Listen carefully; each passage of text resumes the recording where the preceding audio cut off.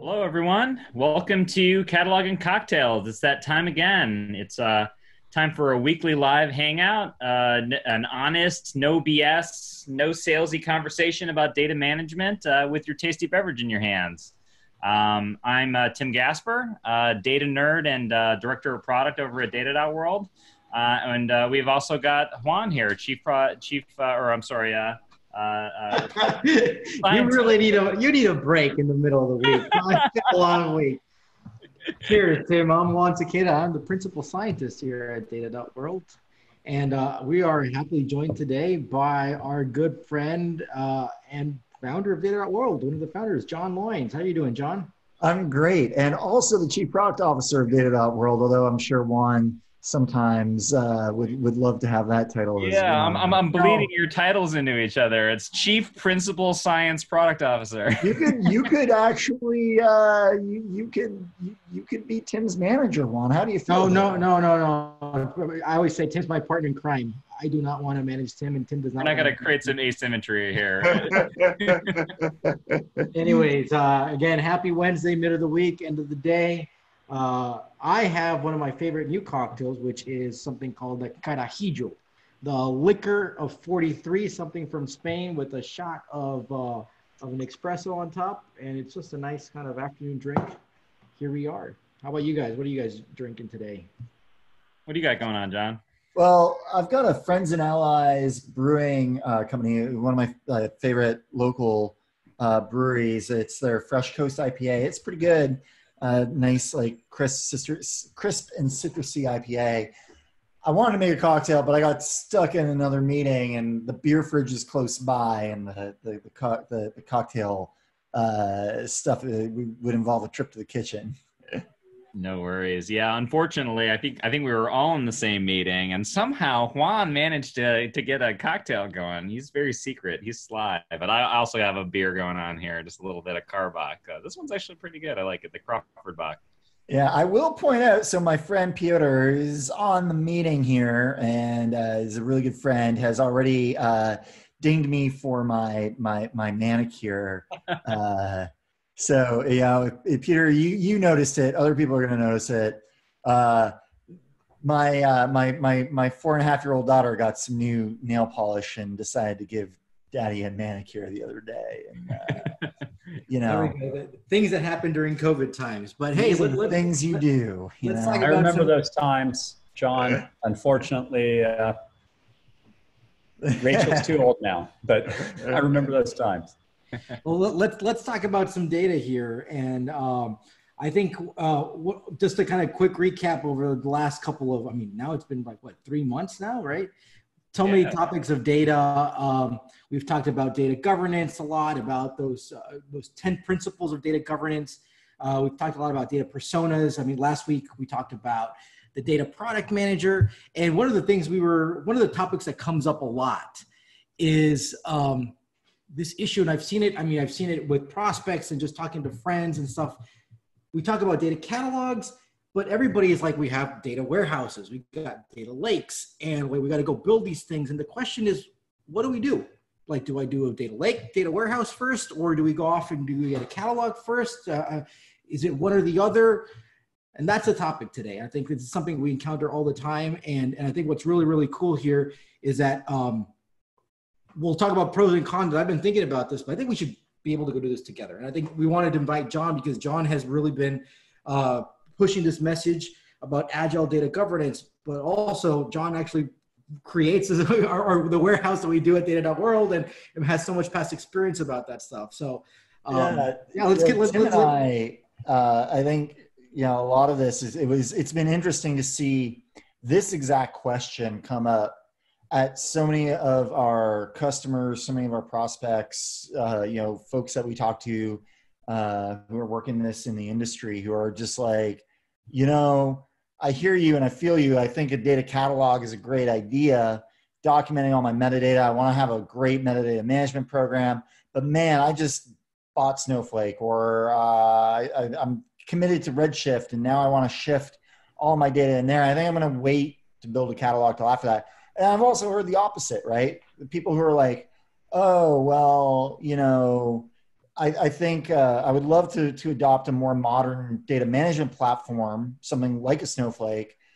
But, I think really what I need to do is really get my metadata game in order, because I've been burnt by like building a data lake and having it turn into a data swamp beforehand, right? So why would we want to go do, let's assume we'll take the first one. Let's go do a data catalog first and then the data lake second, and the data warehouse second. So what are the pros of doing the catalog first?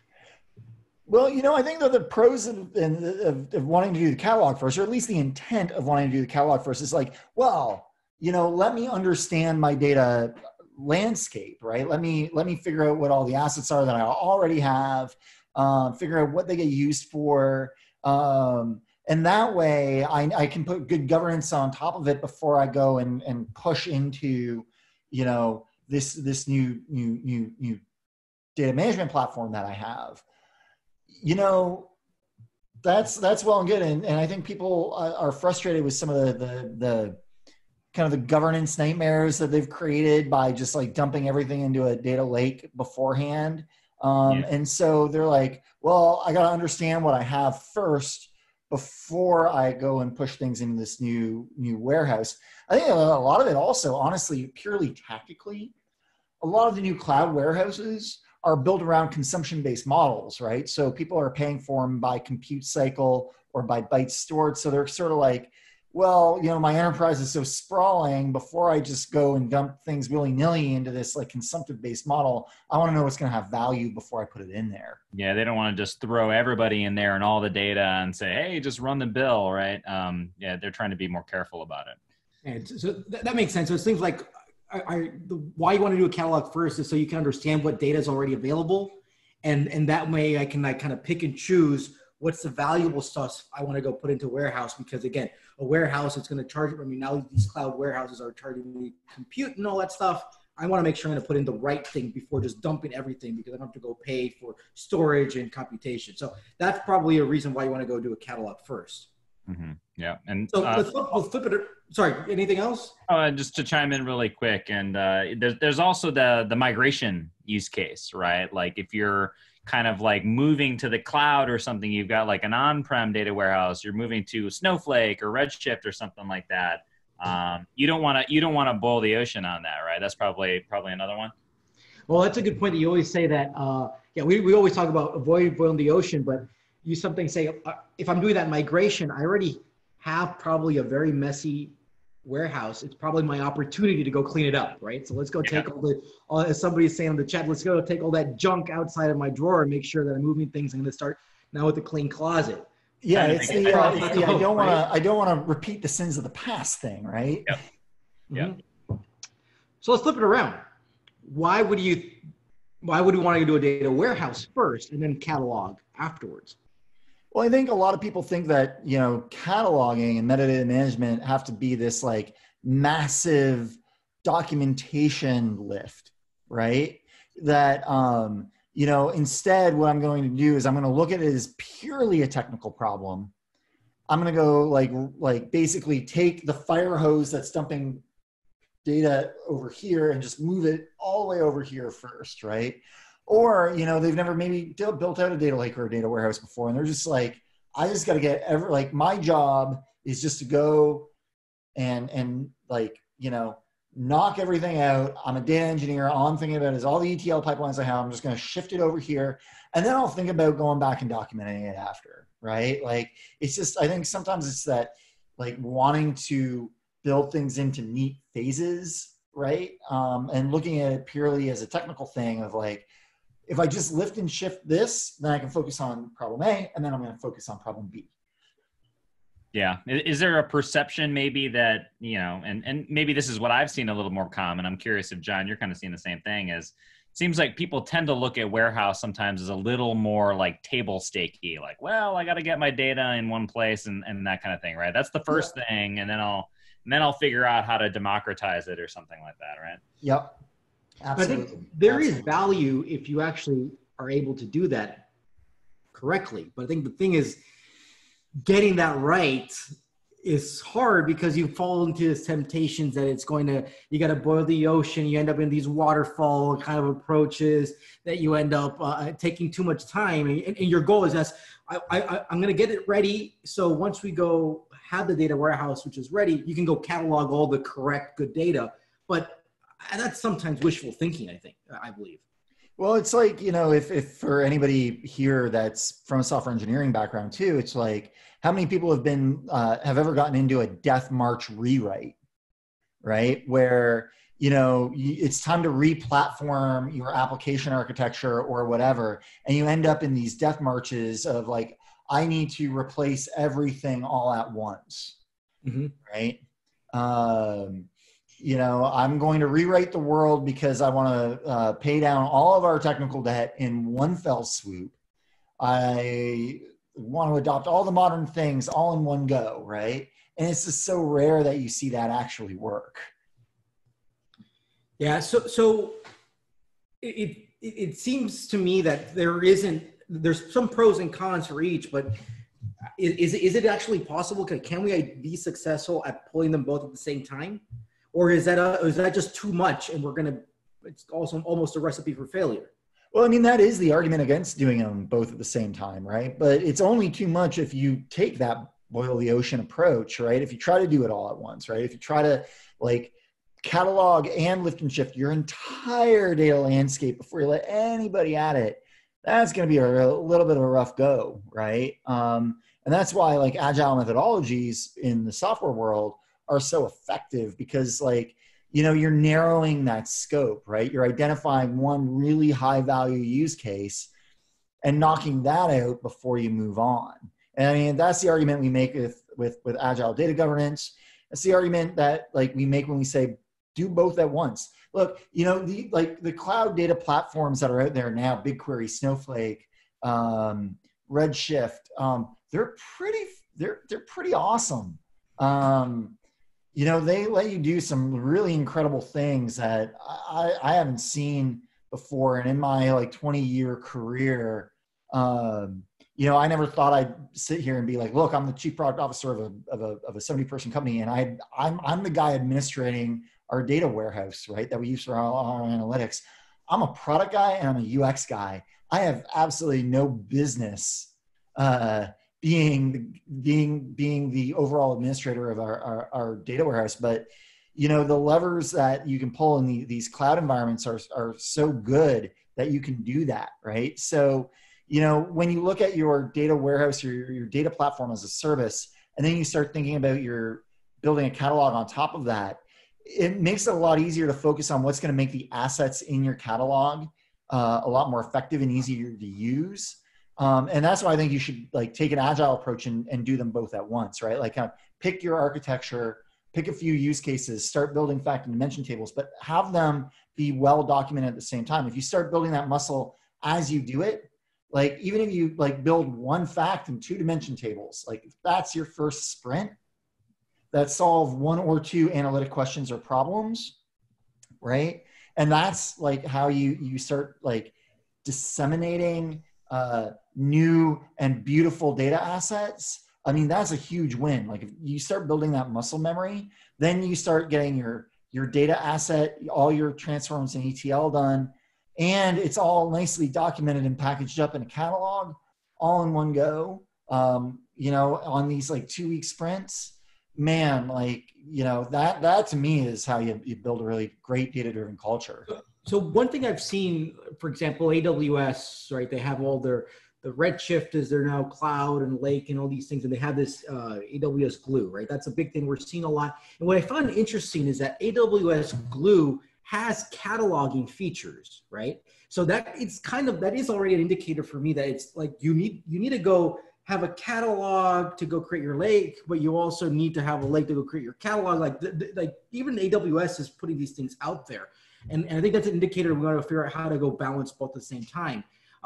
But actually, if you look at the catalog, I've been looking into that catalog in the AWS Glue, it's really bare minimum. And we start seeing people saying they get excited about it, but it's bare minimum.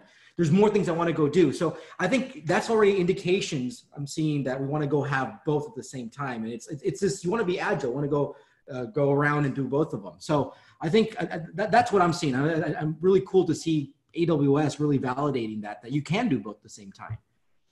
Yeah, kind of tying them together a little more closely. You know, one thing that I thought was really interesting that you're talking about, John, is kind of this use case oriented focus.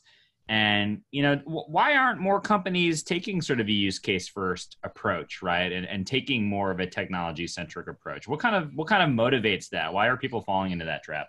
You know, I think a lot of that comes from the fact that like data and analytics work has been seen really primarily as two things. If you look at the kind of the producer and consumer community in most organizations, on the producer side, you have a very ops and IT centric view of the world, right? Where it's about deploying infrastructure.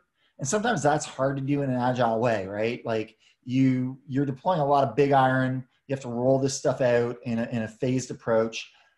A lot of times, like agile methodologies don't really work in that. Now, on the flip side, on the consumer side, data scientists and analysts, you know, they're just trying to get a job done, right? And, you know, they just want to do analytics. They're not thinking about an overall architecture. And so if you think about your data, like, and this was last week's topic, right? If you think about it more from a product management aspect of like, you know, how do I make this usable? You think about it from an applications aspect rather than a pure IT aspect, right? Where all you're doing is rolling out infrastructure, right? You know, taking that product management approach means that you can be more agile. I think technology also plays a major role in that, right? Like standing up a data warehouse is no joke, like even like 5 years ago, right? Yeah, there can be some pretty heavy lifting and some complexity to it, right? Yeah, so you take a more applications-oriented approach, and even a more software and software architecture-oriented approach, and a product-oriented approach. It's a little bit easier to think about, like, how do I iteratively improve the data assets as they're being presented, right? And making that data producer and data consumer membrane be a little bit more fluid. Yeah. So we've been discussing, like, what are the steps? How would we actually go accomplish this? How can we have a data catalog and a data warehouse at the same time to be able to achieve value? And I like to we've been brainstorming what are the steps to be able to go do this. I know, like, the first thing that we've always talked about is let's go create this backlog of all the analytics you want to go do. And I think the key thing we want to go, that helps us, one, to not boil the ocean, and helps us to make sure that we are aligning all this data work with the business value, with the ROI, because we need to have people, the tech side and the business side, talking together. So that, I believe, should be the first starting point. Is let's just make that backlog of all the open questions we have, driven by the business. Yeah, absolutely. I totally agree with you on that one. You know, I even think about what we did as we rebuilt our data warehouse at Data.World, and we thought about like what our business needed, and even built that backlog in that stack, right? You know, we have we use a star schema approach to our modeling for our warehouse at Data.World. And, you know, one of the first things we said was like, what is going to be the highest value thing we do? We measure a lot of our success on, you know, what users do on a daily basis in Data.World. And so that, you know, daily time frame is really important to us, right? So the first thing we prioritized as we built our own backlog was like, well, we need to be able to tell people what users are doing on a daily basis. So let's make a daily user fact table, and then we'll like line up the columns. So it's sort of like, okay, that's our first story that we want to approach, is how do we create a fact table that tells us, you know, facts of what users are doing on a day-to-day basis in Data.World, right? You know, then we said, okay, well, what's the next most important thing? We started building that backlog and story. We manage that like we manage any other backlog in Jira, right? and we have sprints, we have meetings to talk about how we build our assets. And part of our definition of done, and we have a definition of done there too, is like, oh, are those new models that we're creating for those fact and dimension tables that we're creating well documented? Are they cataloged, right? And that happens iteratively as well in our data engineering group. And I think it's important to talk about the people who are involved, right? So you also want to be able to you want to be able to gather your team about that, right? So we're talking about, we need a data product manager, right? What we were talking last time. We want to have your data stewards who are actually documenting folks, right? And your knowledge scientists who are figuring out what that calculations are. I think that's also a very crucial part of that whole team that's involved in that whole process.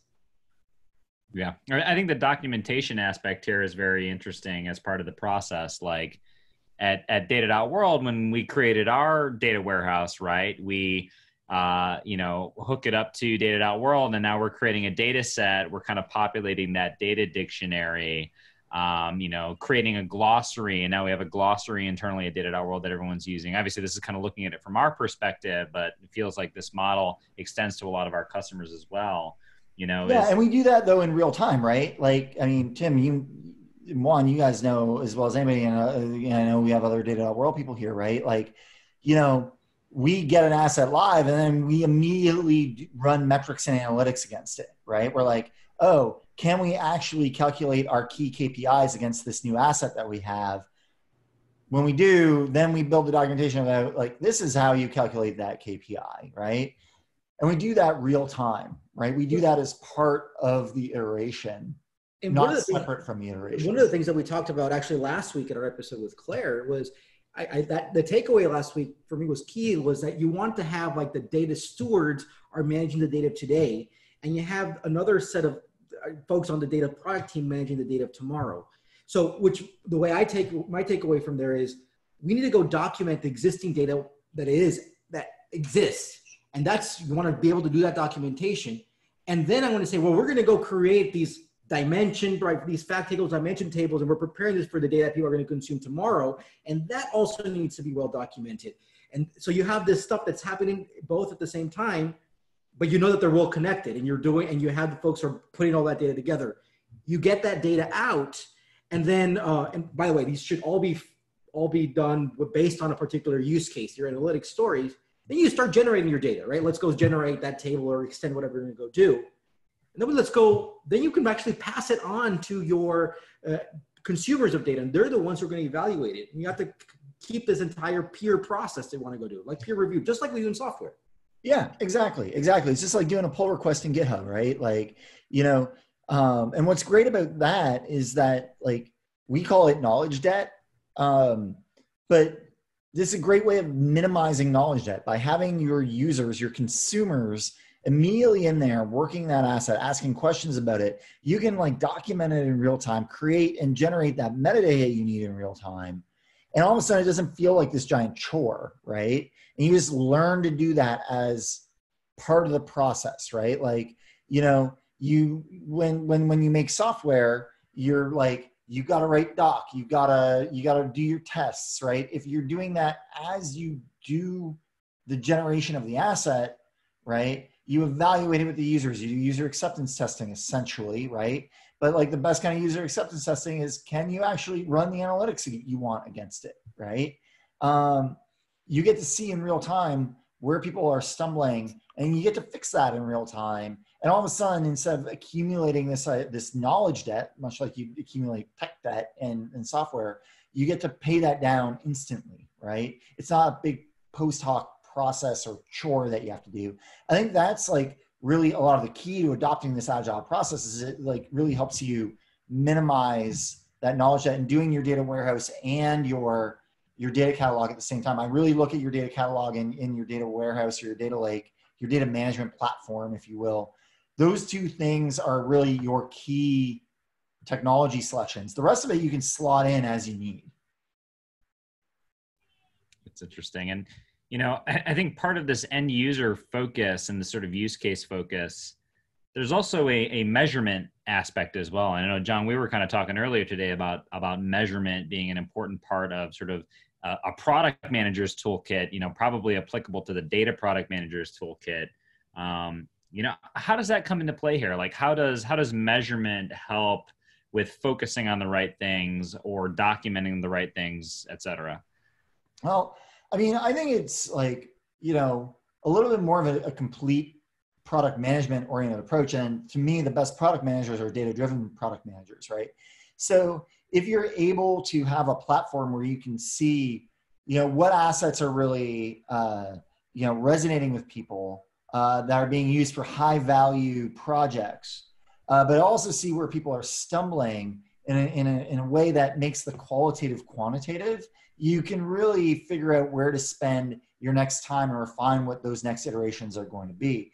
And as you get better at this, right, you can do two things, right? You can go deep on the products that you have, or you can start figuring out how to expand the program into different business units, right? Kind of replicating that playbook, but using a consistent model and a consistent manner of working as you move from business unit to business unit.